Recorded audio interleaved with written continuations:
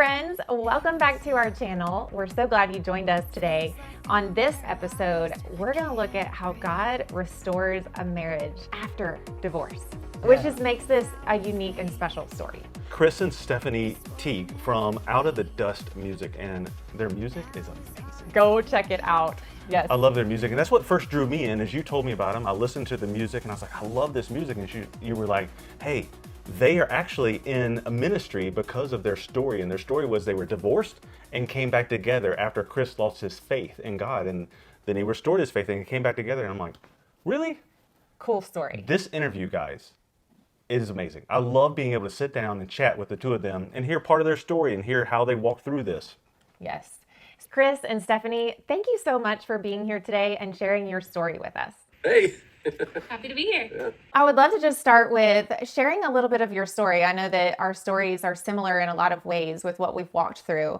And so I would love to just start with, where did you start out and where has God taken you through the process of restoration and letting go of a lot of the pain that was in your marriage?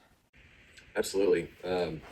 Well, we have the benefit of telling our story from this side of the narrative. So we smile a lot and we laugh and cut up a lot, but we also recognize how much pain that there is to be kind of unearthed. And so I pray that whoever's listening, you just maybe get a peek into what it's like for somebody to leave, and hopefully some solidarity for what it feels like to be left and what it looks like for God to redeem that. So we work in both of those stories. Absolutely, to work on both sides. We both had to change. So we met when we were in high school. We're high school sweethearts. Stephanie was 16, I was 17, and we had planned to go on an international mission trip, but we ended up going on a very jarring, culturally shocking trip to Philadelphia, Pennsylvania instead. Shocking for us Southern, Truly, it was. Tennessee kids. I bet. Yeah, and when you meet, we met like at the trainings and stuff. I was trying really hard. I'd been through kind of my own. I've been through a breakup recently before this trip, and I was like, I grew up in the Methodist church where this isn't true of all Methodists, but for me, it was like youth groups and youth trips and all that stuff. That was for flirting with girls and like trying to hang out with girls. And I was like, no, Lord, this trip is about you. So Stephanie thought I was ignoring her. It wasn't like I was going after you. I had a boyfriend at the time, so. But, well, that's true. But, so I remember thinking, wow, that's the kind of girl I'd probably be going after. But I'm not going after girls this time. I'm going on this trip. When you're thrown into something like that, you just form bonds. So this new experience for us, we very much were drawn to each other very quickly. We didn't fall in love right away because, like Stephanie said, she had a boyfriend. But the Lord did the work that he needed to do in her life for us to be together. And she broke up with her boyfriend. And then we were able to get together very quickly after that. And, our story early on is one just kind of youthful naivety, young and dumb, not knowing what we don't know, but trying really hard to do the right things, even though I was always a seeker. I was always very curious, but, I still kind of tried to do the right things. Yeah, I pushed the envelope maybe a little bit, but I wanted to do the right thing. Yeah, we were in the church every time the doors were open. That story. We were worship leaders for the youth group as we got into college. We were leading for college group. I was part-time staff in children's ministry. You were part-time doing an internship. So on the outside, it looked like we really knew what we were doing. Our resume was kicking. Yeah. We had this, from the outside looking in, it's like, I would have seen a couple like us and been like, oh, look at them. Sure, they can get married at 19 and 20. Yeah, no worries. I asked Stephanie to marry me, and she said yes, and we had a whole whopping 6 hours of premarital counseling maybe. It was a half day, so probably even less than that. It's probably like 4 hours. I like that. In a group setting, and so there wasn't any nobody who, a lot of times, youth, or not youth, but marriage mentor, it's like, they know you and they're like kind of walking through this process with you. For us, it was very, not cold, but it was just, I don't know how helpful it was. I think it tried to set us up to have the right kind of conversations, but there was no follow-up. And so we just blazed right through. We thought, hey, they didn't give us any homework. They didn't mention any red flags. We were good to go. We passed with flying colors. Let's go get married, honey. Yeah. We're ready. Nobody's ready. People are more ready than others, I think. But just knowing what to expect, we didn't know what to expect. And so our early marriages were actually, I think, kind of, again, naively good. We didn't know what we didn't know, but very quickly into that, life starts, gets back to normal. The honeymoon's over, and we were in school, going to. She was going to school for education. I was in school for the music industry, and we were working. We were fortunate enough that we had some sort of a college fund that I had been given that would allow us to live, but we still had to work and pay our way sort of through college, and so that kept us very busy. All of our church stuff kept us very busy, and I don't know how you would characterize. I mean, I do know how you would characterize it. We told our story before, but it didn't seem like there were any huge red flags. But I think very quickly things just got really busy, and we started to kind of drift. And through that, we didn't have conversations about truly expectations, right? That quick little, premarital counseling that we have. It wasn't like, hey, Chris, you come from a broken home with a father who was absent, and Stephanie, you came from a beautiful family.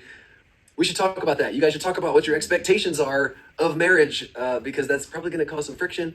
And it did. It caused a good deal of friction. Just there's all the normal stuff, but as I was going through the music industry, to make matters worse, I'd always been curious and a seeker, and I started having these, like many young men and women, just sort of making my faith my own, asking hard but good questions. And I felt very alone in the South, and probably everywhere in the church at the time. There wasn't really this space that was created for doubts and seekers. Deconstruction wasn't even a word or even on the map. It's just you just have faith, and if you're asking hard questions, just figure it out. There's good answers, and they're out there. We may not know what they are, but just keep seeking. And that wasn't enough for me. And so these doubts started to fester. And being in the music industry, I had lots of friends who were kind of having some of the same questions as I did. More honestly, maybe even than in the church. Maybe not the best crowd to hang around, but at least, they were honest, right? And it just started forming this wedge, not just between me and God and me and the church, but me and Stephanie too, because those friends that I had, the music industry is not known for being super wholesome.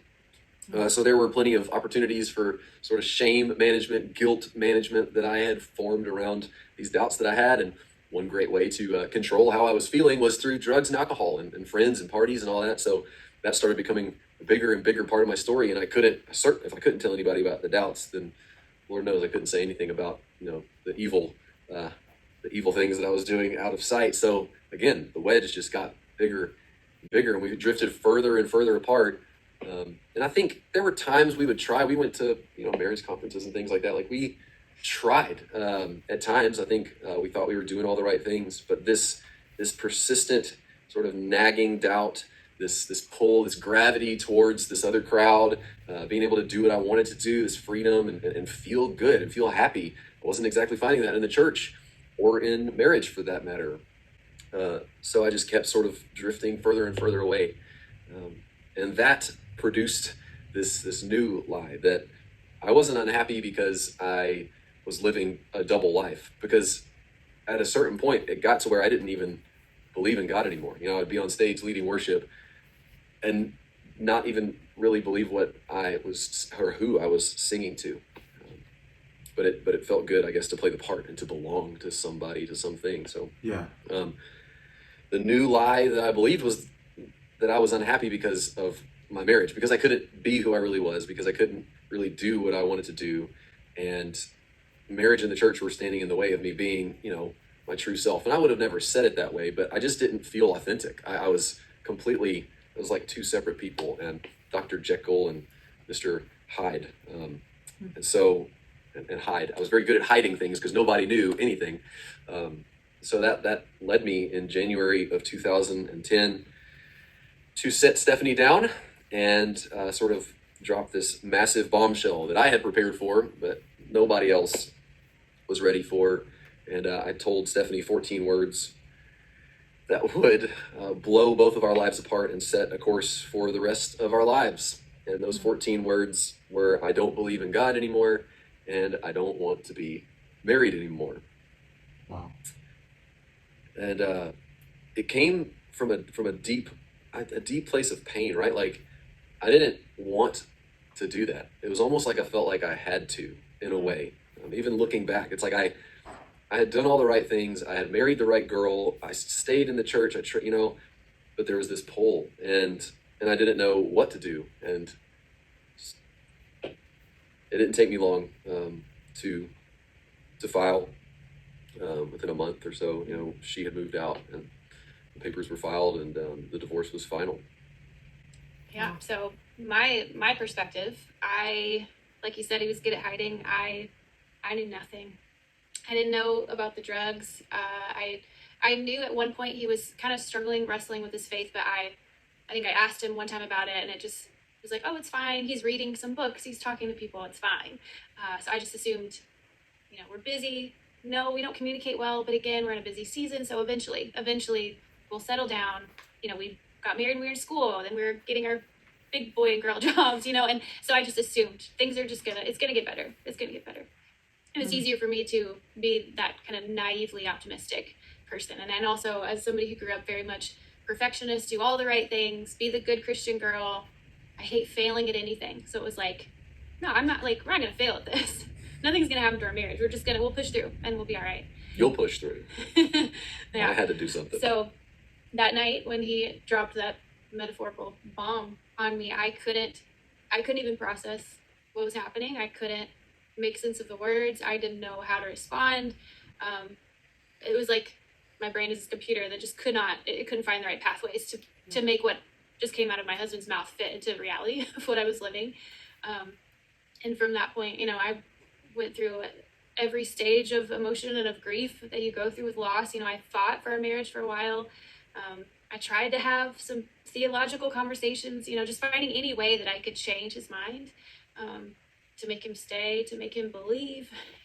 Our relationship was started on a mission trip, that God was always a part of who we were. And so not only to pull that out violently, but then to have my best friend, this person that I had planned out my entire life with, to want to leave. I couldn't understand. I couldn't make sense of it. And no matter what I did, I couldn't change his mind. And like he said, he ended up filing for divorce and left me in the darkest, hardest season of my life, a season I never anticipated being in as a 23-year-old, and then divorce became a part of my story, which was never anything I ever imagined could happen. So it was a journey that I would never want to go through again.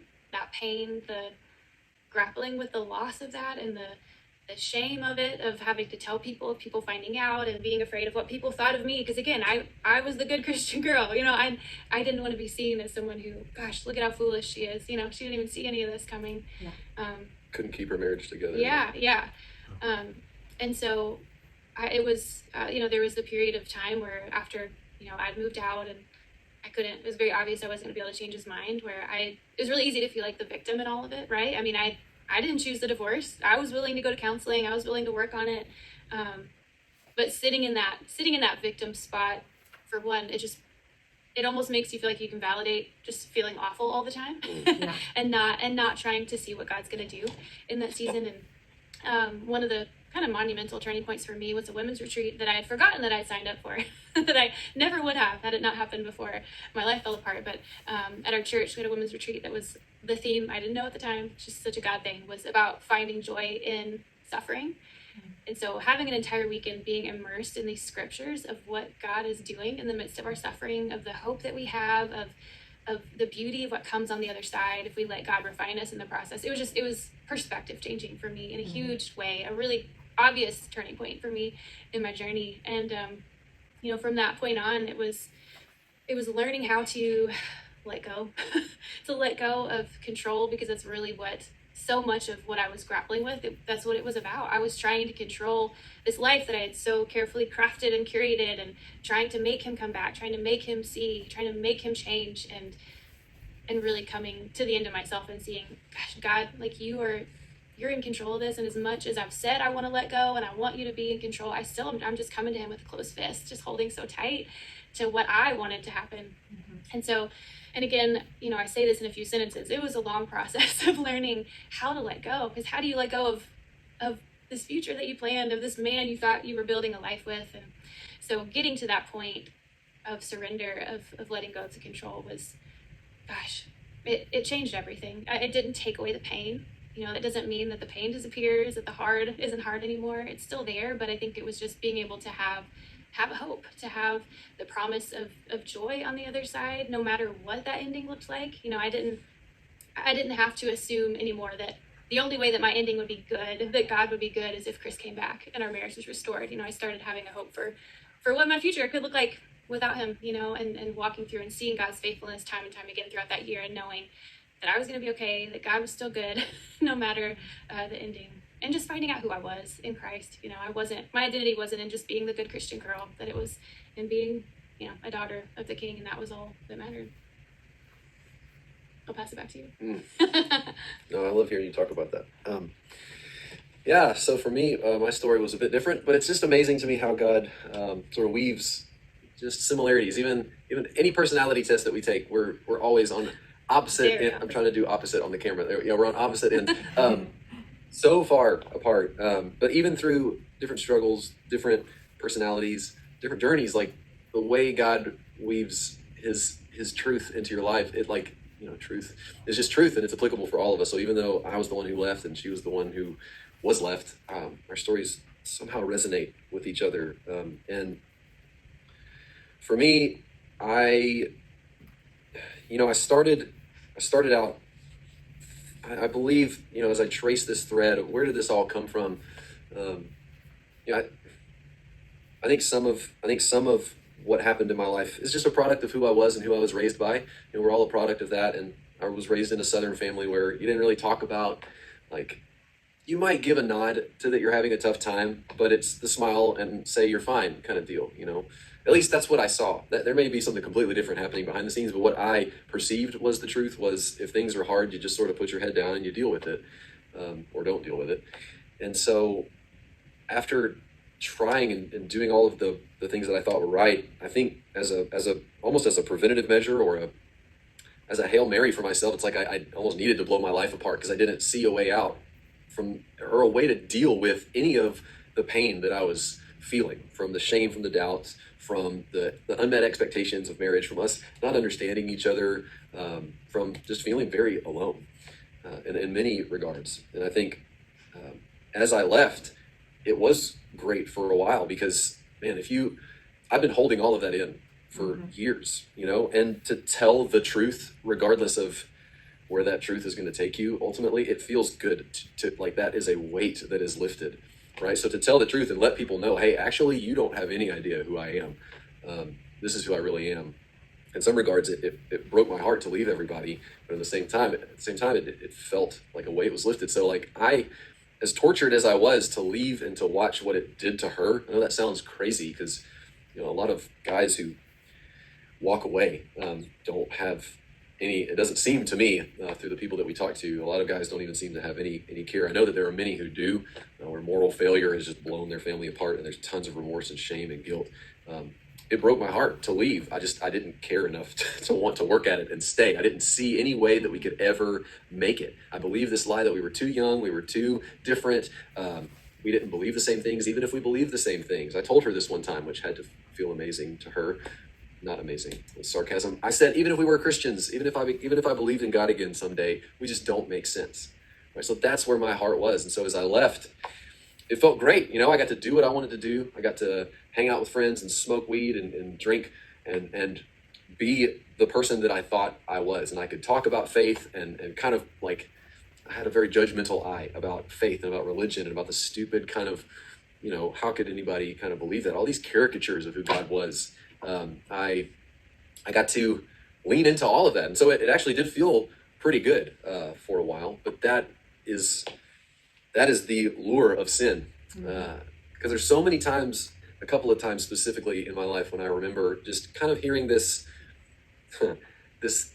well, but you could if you wanted to, if you really wanted to. I think back to Genesis, it's but did God really say that? It's but do you really have to not do that? Is it, you actually could if you wanted to. And having that allure, having that apple in front of me, that first bite is sweet, but as sin consumes more and more of us, it asks more and more of us, it takes more and more of us, it gets more and more of us. And I wound up even more broken and lost and alone, because now I pushed everybody who wanted to care and wanted to walk with me through this season. People like Stephanie saying, "Hey, I get it, but we can work through this. I will love you through this." When sin finally takes that last little piece of us, and we realize how broken we truly are, it has already isolated us so far away that many times, even if just in our own minds, it's isolated us so much that we don't feel like, well, we can't bear that weight, right? We cannot bear that weight. And so even though it was fun for a while, it got the best of me. And, I was in new relationships with girls, I thought that would make me happy. Drugs and alcohol didn't make me happy and satisfy me like I thought it would. It sort of wore off. And, what it finally took for me was one of the relationships that I was in sort of not imploding, but sort of exploding. And as that happened, it blew my life apart with it. And sort of just, it was kind of like the top card at this top of this very shoddily built house of cards, where once that thing falls, like everything else comes down with it. And as I was there at the bottom of this hole that I had only dug for myself, all my intellectual arguments, that I'd sort of built up as an armor against God, against faith, that I could look at and say, oh, those silly caricatures, that's so stupid, all those intellectual arguments didn't do me much good anymore. And it was just through the cry of my heart and through God's mercy, I never completely closed the door to him. I never would have said I'm an atheist. I loved the mystery of it all, but boy, that mystery came to meet me in a very real way when I deserved it the least and when I needed it the most. God met me where he knew I needed to be met, which was not with some astounding intellectual argument, some incredible apologetic. It was just through experience, not to know him in my head, but to experience him. And there at the bottom, when I didn't have anyone else, God used my mom more so than anyone else in my life, who never left me. Used her and just his word to recapture my heart and to help me realize it was like a Damascus Road experience. Wow. And I thought that it took longer, but we were speaking before the interview about we've just finished the first draft of our book, but as we were writing it and going through emails and things, it just kind of uncovered. In my mind, I just always looked back and thought that it was this long process of like months or something, but it truly wasn't. Like 2 weeks. It was like 2 weeks. It was like this Isn't that crazy? massive download, right, of all this incredible, I dare to say, wisdom from God, right? Just of all these lights clicking on, all these veils getting pulled back, all these lies being exposed over and over and over, and so all the whispers that I had listened to along the way had done everything they could to separate Stephanie and I. And now that all of those lies have been exposed, I started to hear a new whisper. And it wasn't a whisper trying to separate us. It was a whisper trying to reconcile us. And it was crazy to me. Like I had to go around and around in my head. Like, is this like really God? Like, it was hard for me to believe, even myself, just because I heard the words come out of my mouth of all the things that I'd said, of all the ways that we didn't make sense. And after all the things that God had shown me about myself and about my history and our past and how he'd been weaving through all of that, it wasn't just an act of faith. Like, oh, I don't love this woman. Like, I'm going to trust God with like reaching out to her or something. There was a part of that, but he'd also placed in me this kind of longing, right? This almost like I wanted to go home, and so after prayer and deliberation, I reached out to Stephanie's parents first, which is kind of silly and crazy, but hey, I'm sure South Carolina boy gets it. There's something about the South, right? There's something, this familial deal, right? And so I reached out to her parents. We had a great relationship before I had blown their world apart, a unique relationship. So I reached out to them, and I found my way to get in touch with Stephanie. We had not talked in months. Like, divorce had been final. God was doing crazy things in both of our lives separately, and he reached out like the same night you met with my parents. My mom I think she texted me or called me, and she was like, I think it'll be good if you talk to him if you want. I think in the email, it's so funny going back. We like have all of this logged because our primary way of communicating was email, going through the divorce. And so I think my mom said something like, you were scared to talk to me, but you wanted to, or something. Anyway, so he ended up coming over to the house. I bought a new house in the same neighborhood. The same neighborhood. I'm just stubborn like that. I don't know. But I love the neighborhood. I was like 3 minutes from my She's parents' like, it's a good location. It's close to my parents. Anyway, Why would I go anywhere else? Different ends of the neighborhood this time. But we ended up walking the neighborhood for like 5 hours. I think we saw maybe 4 hours or so, just swapping stories of what God had done in our lives that year. And, we were two very different people. I was seeing this vulnerability. I was seeing Jesus, in him, and just like the scripture says, a new creation. That's what I saw that night. And he's confessing to a lot of things that had happened and asking for forgiveness. And, I kind of already been through that process of forgiveness. And that night was really the first time I truly could see that I had forgiven him, because you never know how you're going to feel when you see somebody, for the first time after betrayal, or I'm sure many people know what that's like. And, I wanted what God had for him. And so we're having these great conversations, like so bizarre that we're having it. And especially because, like I said, we were just so different. And I know for me, that season was one of God really revealing my own sin to myself, because it was really easy for people to see me as the good one, the righteous one, the one that stayed, where he was the prodigal. He was the one who was just headed straight towards sin and rebellion. And I just have to interject. I wrote this down because I wanted to say it. To me, honestly, that is the best part of our story. Now, of course, like, we got remarried and stuff. Shh, don't tell him. Well, obviously, we're here today. It's not a spoiler. I mean, maybe it is. Yeah, just it's the best part to me, because we spoke with a therapist on a podcast recently, and she said something that was it was just monumental. It was something to the effect of, like, even if your part in the relationship is only 10%, like, everyone contributes something to a broken marriage, a broken relationship, and until you can own your even role, if it's only 10%, until you can own your role, you will be stuck as the victim, and that inhibits growth, right? And so to hear Stephanie time after time tell this story of, man, it breaks me almost every time. Well, I think, and I know, I'm sure a lot of you watching this or listening, we talk to a lot of women who are in my position who would have stuck it out, who were desperate to work it out, and can't because their spouse isn't willing. But man, did God use that season in my life to rid me of that just false narrative that I was righteous somehow, that I didn't contribute anything to the downfall of our marriage. It was a lot easier to see his sin because it was out there for the world to see, but my pride was a lot easier to hide. And I didn't even recognize it. I didn't recognize the judgment that came out as a result of my pride because of my expectations of thinking that I knew the right ways to do things and he didn't. So all that to say, I should make sure that is clear. I was not the good one and he's the bad one, right? We all have our junk. We all are sinners and broken people. And like you said, like, it's so important that everybody, no matter where you are in your journey, that you recognize your own role and the healing that you have and the growth that God has for you too. So we're sharing all of that, and I'm just like blown away. She even sent me emails while I was leaving, like, hey, I want to ask for forgiveness for all the ways that, so I'm like carrying all this into the conversation. I don't know what I expected. You want to tell them what you said at the end of the conversation that night? I said, we're like wrapping up, I tried so hard. I did not want, like, it was almost like a point of pride. Like, I did not want to tell her this quickly, but I lead with my heart and I can't help it. And so we're getting to the end, we're wrapping up, and I just feel it so strongly. Like, I've never felt anything this strongly in my whole life, that God is telling me that we should be together again. And so I don't know, we're wrapping up, and I just say, God has told me that we are supposed to be together again.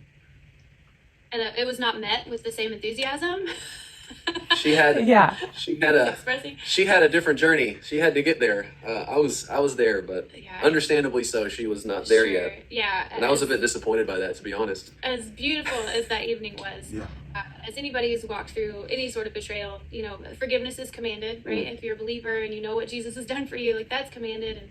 And I've been through that, but trust is earned, and trust takes time to rebuild, and it should. We would never encourage anybody to jump right back in after some kind of betrayal has happened. And so thankfully, I know that wisdom was in my head somehow. And it just shows that I'm still a dummy, and we're not perfect, and we don't know what we're doing, and it's okay that it's messy. I just let it slip. I couldn't hold it. And it was fine. He was totally fine. I think he was a a little devastated for a bit of time as he romanticized us being back together again. I really don't know what I expected, but I should have known better. And I'm also coming in with like, it's still raw. It had been less than a year. I see the beauty and the transformation of what God had done, but I needed to know that this transformation was not happening because of me. I needed to know that this was truly a heart change, that this is something God was doing, and that we needed some time to pray and to process and to get counseling. I think you were maybe already started or were about to or something. Because I needed it to be separate from me. So we took a few months separately doing counseling, involving our community and our pastors, our friends, things we didn't do before. We suffered for so long early on in our marriage, not even knowing that we were suffering, but not understanding the fullness of life and joy that comes with marriage. We just didn't even have a concept of what that looked like. And like I think you said, you don't know what you don't know. Right. So we didn't want to trust. We didn't want to trust ourselves like we tried to do on our own before. So at the end of a few months, we came together, and we were barely talking in that time, emailing here and there, and came together with the same counselor. And he, along with the people in our lives, were kind of all in agreement that if we wanted to pursue this again, that we should go for it. And clearly we were on board because we are sitting here telling this story today. But, we believe in a God of redemption, and that no one is too far to be redeemed, and no situation is too crazy or broken for him to redeem. That doesn't mean they all get redeemed the way we want. I mean, just to kind of wrap, I mean, we live our lives telling the story now. Like, God has just given us, we wanted to be good stewards of it. When even after because it happened, we did get remarried after we that. did get remarried. She finally said yes. And Eventually, it was still a process, lots of still steps of rebuilding that trust and redemption. But about 3 months after that initial meeting, we got remarried in a tiny ceremony in Nashville. And we knew that it was something special, right? I mean, you just don't hear stories like this. And people come to us all the time saying, I didn't even know that like a marriage that was broken could be redeemed. Like, it's not even, a lot of people don't even have the knowledge that God can restore, and that there can be healing, and that something that was once broken can actually be made into something new. Not just from not worse, just fixed. not just from worse to better, but new, right? Yeah. A new creation. And so we live our lives telling that story now, and it's God's so faithful and so good to us. It was a dream for me to get to do this. And but when we tell the story, we're always really careful and want to be very intentional to say, I think our biggest fear would be that that people might see like sort of the credits roll ending of our story, the sort of Disney right off into the sunset, and we got remarried and happily ever after. Our greatest fear would be that that would be the takeaway. I think that there is hope for that in a lot of situations. If any two people who love Jesus and are willing to submit to Christ and to his healing and to do what it takes, I don't think there's anything that can't be restored, that can't be healed.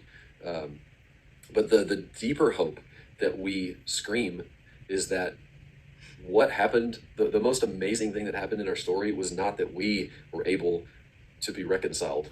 The most amazing thing that happened in our story was that God found us where we were and used all of the brokenness around us to restore us to him.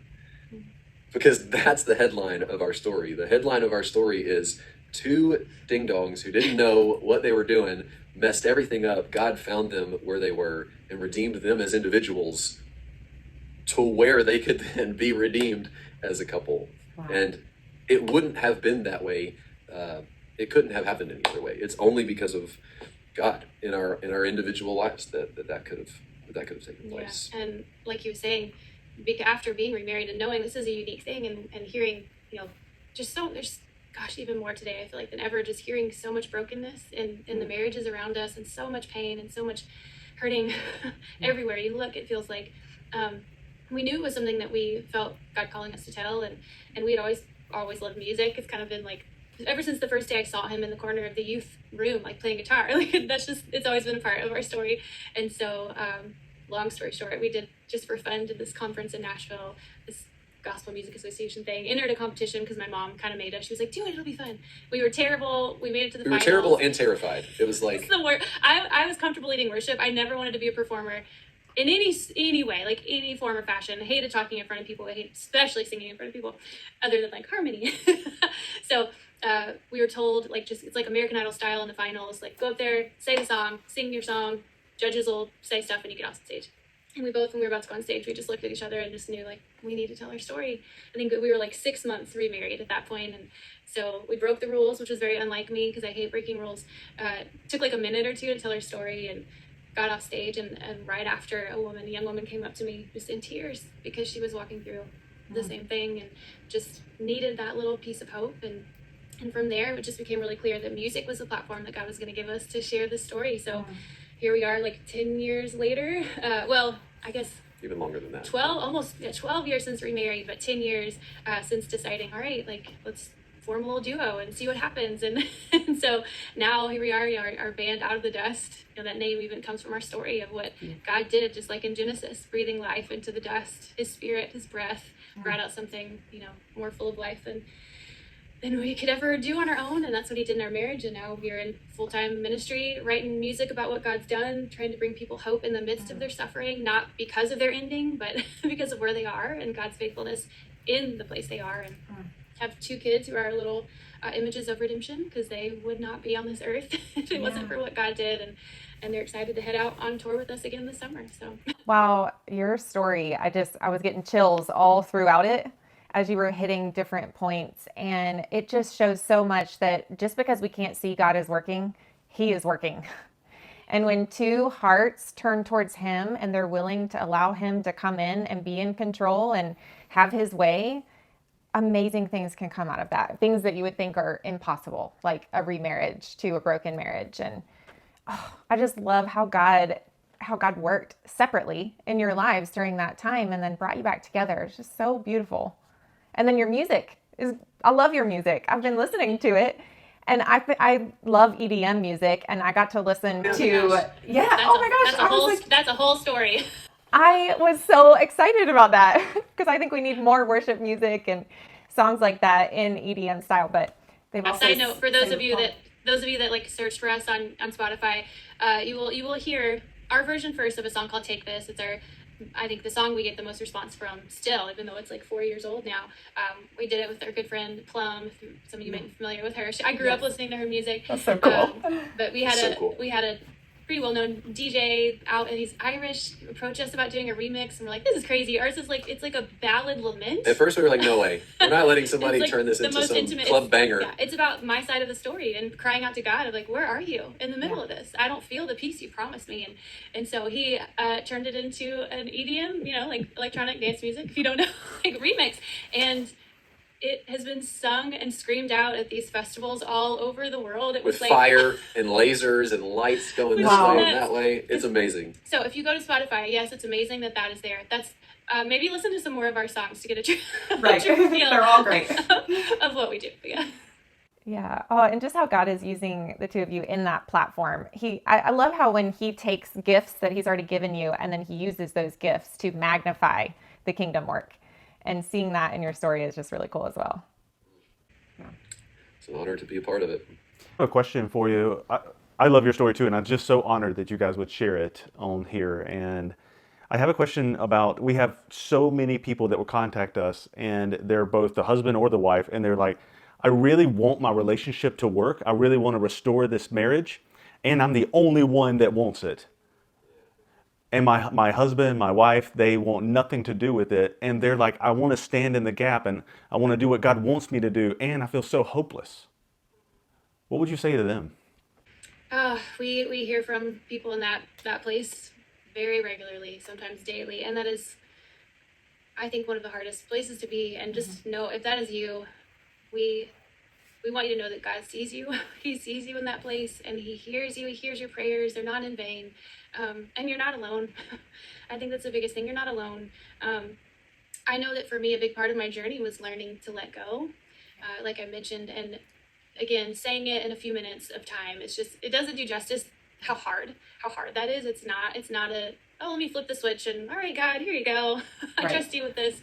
It was a long process, and it was sometimes a 1 step forward, 3 steps back, 2 steps forward, 1 step back. It just takes time. It's so hard. But I mean, all I knew to do was surround myself with people who were supportive of me, who honestly were supportive of us, even after he was gone, people that were still for me and for our marriage, if that was God's will. And again, the clinging to the scriptures that promised it promised redemption for me, not necessarily of our marriage, but just that God was moving, that God was working and using it all for my good. That the people in my life and those scriptures were my lifeline in that season. Are you going to add? I know you talked to a lot of people in that spot too. Yeah, and a concept that was pretty foreign to us, and you didn't say it, but when one spouse is rooted, planted, but the other one is wayward, doesn't want, maybe even has left the home, or is even just emotionally absent. There's this concept of standing, for a marriage. There's standards, and that was a concept that was actually pretty We didn't know that foreign to us. We didn't either. And threw out of the dust over the years. We have so many people reach out to us, and just through that time, someone standing in the gap, someone being rooted in the covenant, right? No matter what, So I wrote this down one time, just that our belief that the heart of standing for a marriage is not to evoke or manifest a specific outcome in our own strength, but to simply honor God's covenant of love to the world through the symbol of his unfailing love for our spouse. I think a lot of times, and I've seen this happen, and it's not everybody. I think so many people get it and do it beautifully, but I think a temptation for a stander or someone who just wants it so bad, that is a good thing, right? Like, continue to want that. That's what God wants. God wants togetherness, right? And union. I think the temptation is that, through my interceding, my praying, and not to say that prayers don't do anything, but a lot of times it's almost like a coping mechanism of us taking control and evoking or causing God to do something because of our effort, in saying, I'm here, I'm not going. And again, the root of that is beautiful, of standing for that covenant and believing in covenantal love, not being based on performance or based on what the world sees or an American legal document. Anyway, it's a very long answer other than just to say, I think it's beautiful. It's just to make sure there is that surrender at the same time. It's like surrendering the outcome, surrendering the relationship even, and trusting God with it to do something good with it. And to trust him with the growth that he's going to do in you in that season, that it's not going to be wasted. He doesn't waste anything. Amen. Yeah. That's so great. Thank you for both of your response. One thing I love about one of your responses, Stephanie, is the qualifications that you had for the people that would support you. What I heard you say is that you wanted people who would be for you for your marriage, instead of what we have seen is we have friends who they may mean very well, but they may not necessarily be for you or for your marriage. They may be giving you opinions that may not be rooted in something that would be for you. And that's really great that you would bring that up. That's something we learned. And we hear from people too. Just, I think, like you said, trying to be well-intentioned. If you're a friend of someone walking through something painful, you want them to be happy. You want to help. So Forget you're him. Like, yeah, he's no good for you. You can do so much better. Yeah. So it comes from a good place, I think, a lot of times. Yeah. Yeah, but if your heart, if your hope is reconciliation and healing, you want people who are going to be praying that for you as well. Yeah. Yeah, I love the story about how, you were praying for the marriage, Stephanie, and then really you had healing happening between you and God that I think I heard you say you weren't really praying for the marriage anymore. Yeah, I mean, it's at a certain point, especially after the divorce, it's funny. I'd say, let me back that up. Even just signing the divorce papers was a pretty big struggle of mine to know what I should do. Because we weren't screaming at each other. It wasn't this big hostile thing. And, but I think I had walked through a year before I'd walked through, with one of me who became my best friend through the season. She walked through almost the exact same thing. And I saw a lot of the pain that came from really trying to draw it out and fighting really hard for her marriage. Not that she did anything wrong, but it just, I don't know. I think maybe God just planted some things in my mind of, that I didn't want to cause more disruption in the relationship that we still had. And I prayed and asked God to help me know what to do if I should sign the papers. And it just became very clear. He made it very clear to me that signing the papers wasn't going to change anything that he could do. A little paper, according to the state of Tennessee, was not going to affect what God would or would not do in our relationship. Yeah. So, but after that point, and really just exhausting all of the trying that I could to make a difference, and seeing him moving on and knowing the pain that it continued to bring if I kept trying to cling to that. Some of it self-preservation probably, of just kind of wanting to put it to the side. But there was so much wisdom in it too, because God used it. God used you letting me go kind of as a we look at the prodigal son story, right? There's like this inherent permission for the son to leave, right? Yeah. Like Yes. that's super painful for the father in that story, right? It's like, Yeah. you're dead to me. But there is, there was a lot of wisdom, because it didn't burn any bridges between us or end up, driving any deeper pain between us. I got to the point where I believed that he would come back to the Lord, but I didn't see that I would be a part of it. Sure. And that's what I was really getting at is I love how you were praying for the marriage and God was telling you it's time to let go. And you had to surrender first in order for God to really come in and have his way in Chris's life and your life. And he was growing you and making you into this new creation during that time. And then I love how now Chris is on the opposite side where God's brought him to rock bottom. And now he's praying for the marriage, which I just And love. I love had that. to let it go too. Like Yeah. we it's like two sides of the coin. Now, granted, Yeah. my letting go was not nearly as painful, or I would never equate the two completely. But it's just weird how God does that. Like he gives me this undeniable message that I've never heard before, and then I end up essentially having to let it go and be like, I don't know if she's ever going to be open to that. I know what you've told me, God, but I'm just going to have to trust and believe that you've got us, and that whatever does come is going to be good, even if I've broken things so much that we can't be together again. So there's the surrender on my side too.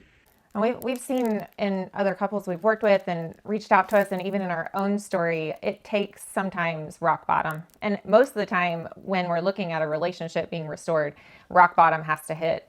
And to see how I know the enemy was really influencing you, Chris, because you shared about the veil that you had over your eyes and how these lies that you were believing like they were true. And God knew that in order to pull that veil back off, you had to hit rock bottom, and it wouldn't be with Stephanie. And I just think that is so cool how that happened. And then he used all that the enemy tried to destroy and turned it around for good to see what you guys are doing for the kingdom now is just so inspiring.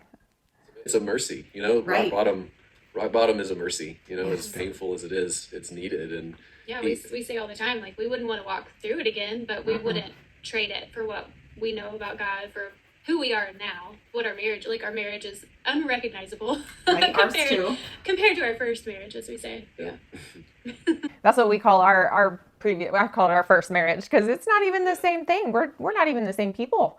I look back to that Nor time. do I want to be. No. I look back at that time and I'm like appalled at myself and just who I was in general. And I also love, Stephanie, how you were sharing, like, that was opportunity for you to look at yourself, because it was really easy for me to point at him as you're the problem, but you're also the solution to my problem. And when we're being personally responsible and looking at, well, what did I bring to this relationship and where did I miss the mark? God opened up so much for me, the same he did for you, of things that you needed to work on in your life in order to have a restored marriage. And I think it takes so much courage to look at that, because it is, you are a victim of someone else's sin, but we don't have to stay a victim. We can actually take our healing into our own hands and let God have his way. And that's when the most beautiful things come out of broken stories. And it's a messy process to get It there. is. You both, I know you Noelle, y'all both know this. That's where that song "Take This" comes from. It's like, we have Taylor Swift writing the album Midnights, where it's like all these dark nights of the soul that she had, but there's no redemption, and yet still people flock to that album like with this catharsis, because it feels good to experience that pain. Someone who's being honest about their pain, and we just don't see that in the church. So I think that's my belief. Our belief is that one of the reasons why "Take This," that song, is so huge, is because it's just speaking this truth that is on so many people's minds who are abandoned or broken or lost or desperate, and saying, God, this is not what I expected. I don't know where you are. What are you doing? Where's this? You promised peace, but it feels anything but. And so to open the scriptures and see that time and time again, and yet, in the Psalms, we see that again and again, but then to not have like a modern expression of that in our media is such a detriment to people in their grieving process. I think we just hit a nerve with that song. And I think with all of our music, we try to not shy away from the hard and the suffering and the brokenness in our world, but we always want to leave them with the hope. As believers, we can walk through the hardest things imaginable and make it out even with joy, because we do have a hope in a God who does restore and who redeems, maybe not the way we would want, but he still always redeems us in our story. And the journey is never a straight line. Right. Right. It's like this. Yeah. Chris was saying earlier about this theory or this thought process that during the marriage, there were these red flags, there was busyness, and there was drift. And I know that that's going to relate to everybody watching this. It relates to us and our marriage. And my question is to you, Stephanie, through that. I imagine you probably, now looking back, you have great insight to see the red flags, the busyness, and the drift. If you had to do it over again, would you communicate about that differently, or would you open up conversation about that? What would you do?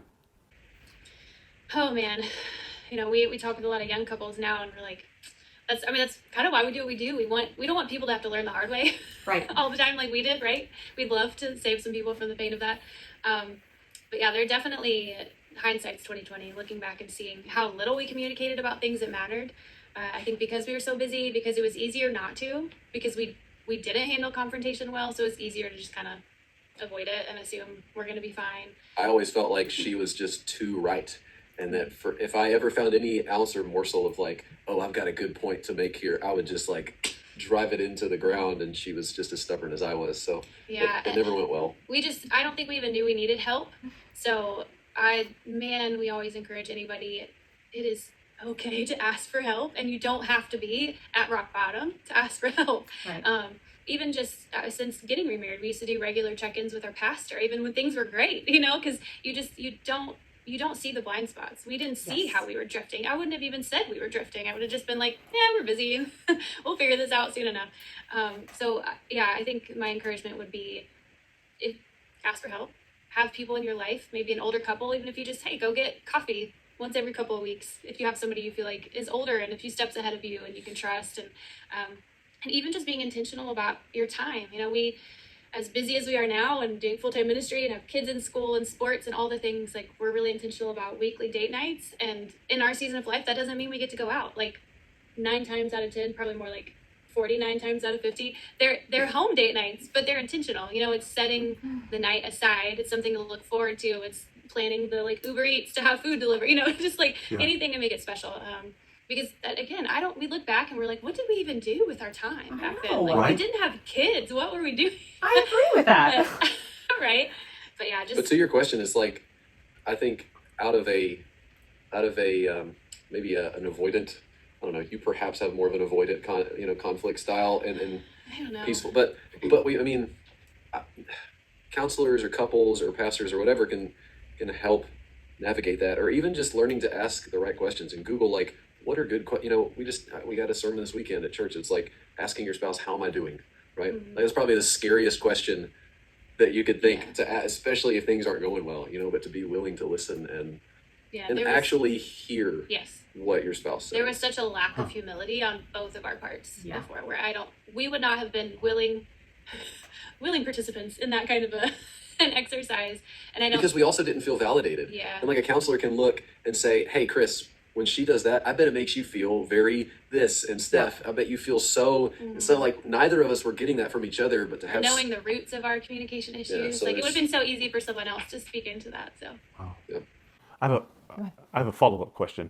So also, Chris, you mentioned that there was these expectations that were out there that had you settled them, had you identified them, I think that maybe things would have been different or something along those lines.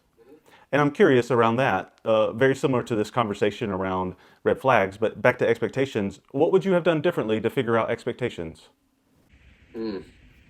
I think specifically it would have been,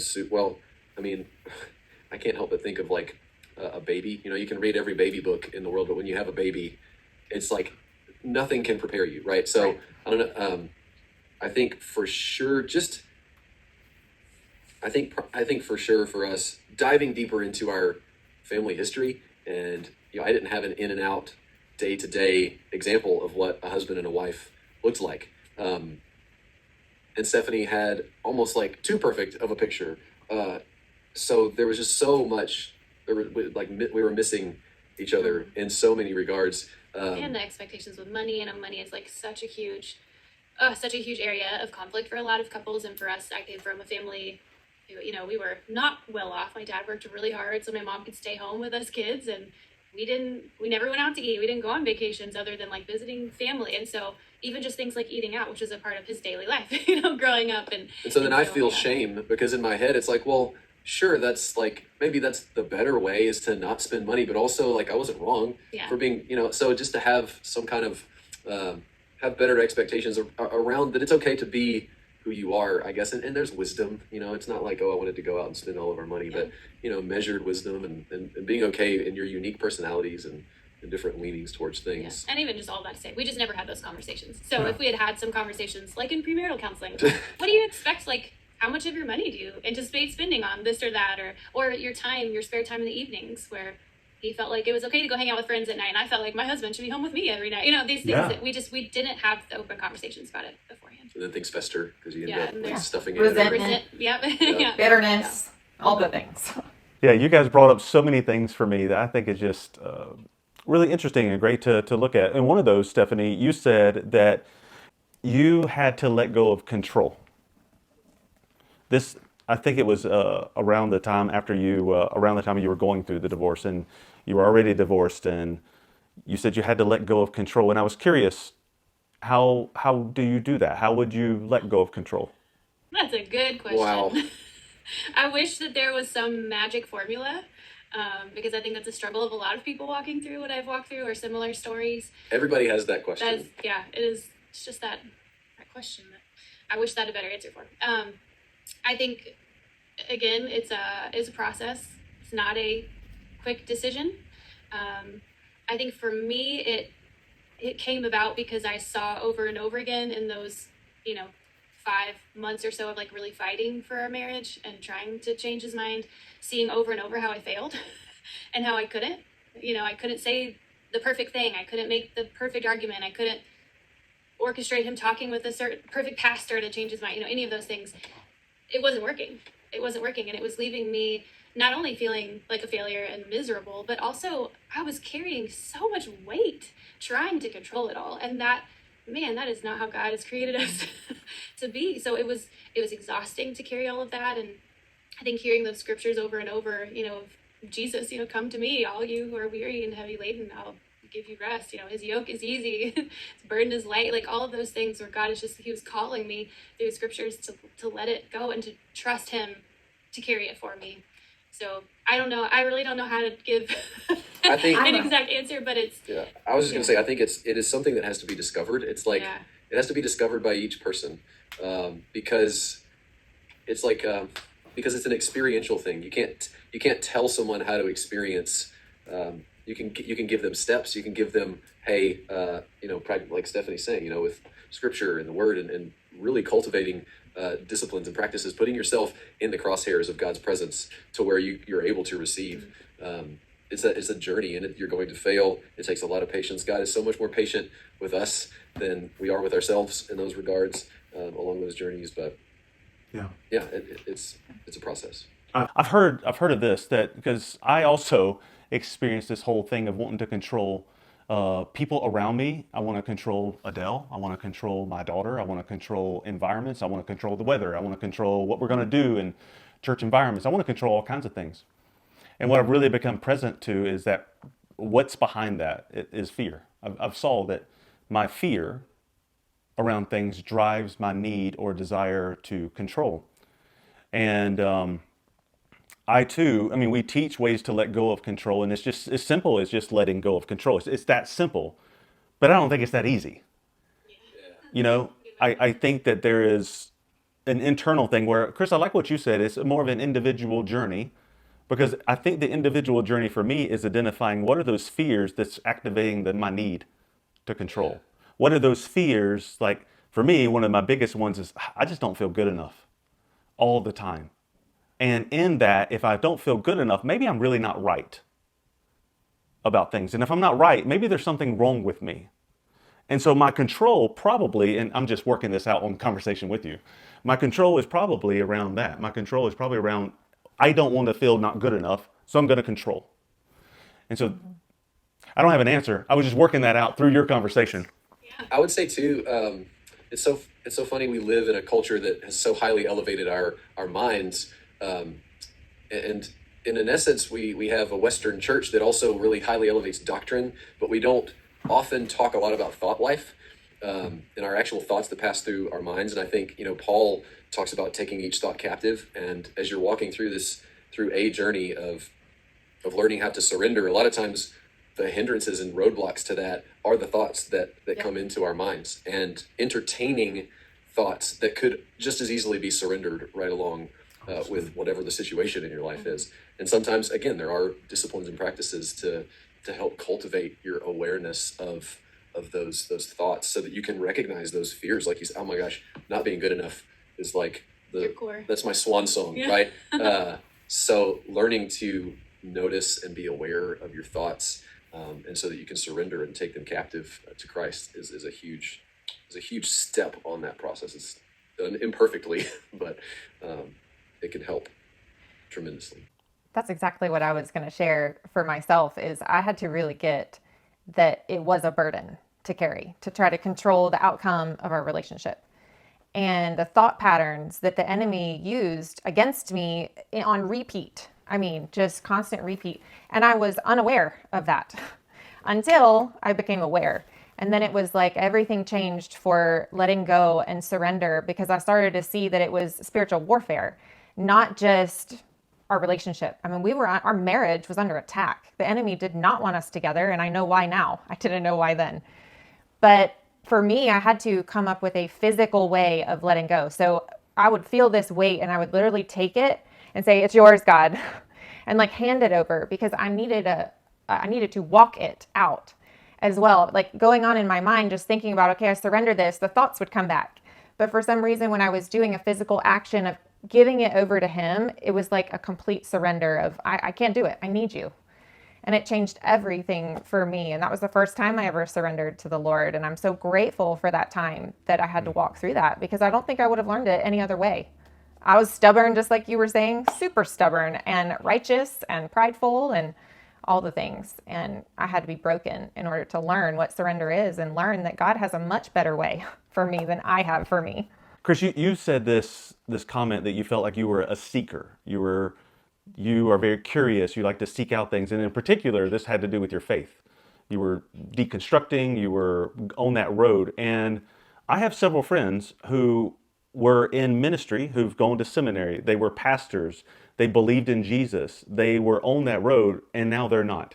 Now they have deconstructed that faith, and now they're like, I don't even know if there is a God, and I sure don't believe in the Jesus, which is the only way to heaven. I will create my own faith, and I'll come up with some neat things, or I believe there is a God, but don't know what that is. And I'm curious what you would say to someone who has the desire to seek out. What would you say to them? And then a follow-up question to that is, why Jesus? Do we need him? Oh, well, so I've been on a very, very long journey. I could probably write a book to answer that question.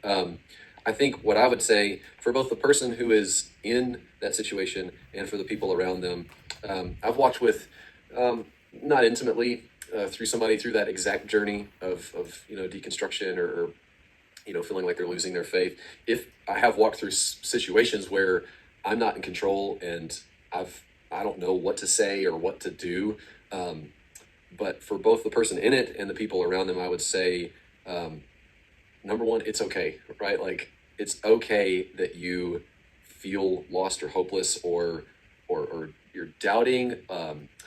Just a sense of there can be so much weight that comes with those kinds of conversations, or if you're just scared that a person is falling away from the faith and they're going to, that might happen.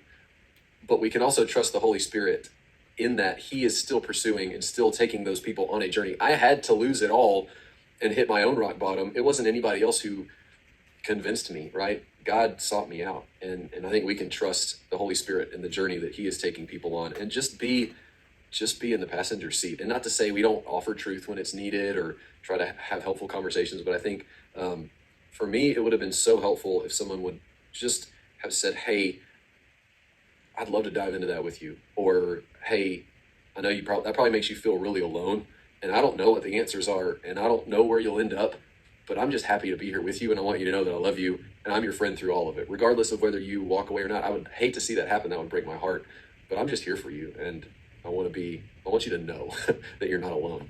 I think that's what a lot of people need. And the thing about Jesus, I think a lot of deconstruction comes from a fundamental, and this is the journey I've been on, but just a fundamental misunderstanding or I don't want to criticize any church or denomination or anything. That's not my heart I just think there's this fundamental misunderstanding of what the Bible actually is and what it's actually getting at. And if there's anything that the Old Testament is about, it's that humanity continues to mess up. We cannot fulfill this ideal ourselves. We were given this task by God to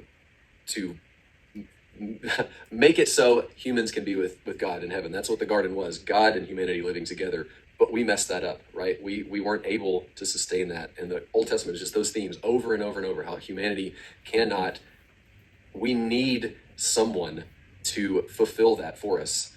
And that is who Jesus is. Jesus is the person who comes to fulfill the better Adam, right? Like this Messiah, the Savior. I say why Jesus is because anyone who is anybody, unless you've got, maybe sociopathic tendencies, we typically we know and understand that there's something broken in us. And if you don't recognize there's something broken in you, you at least can tell that there is something broken in the world. And the Bible is talking about that. That is what the Bible is talking about, that something needs to be done about that. And Jesus is what was done about that.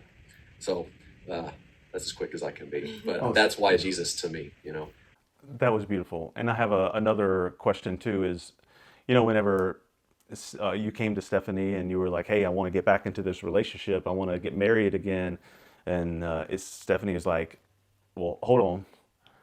There's a need to rebuild trust.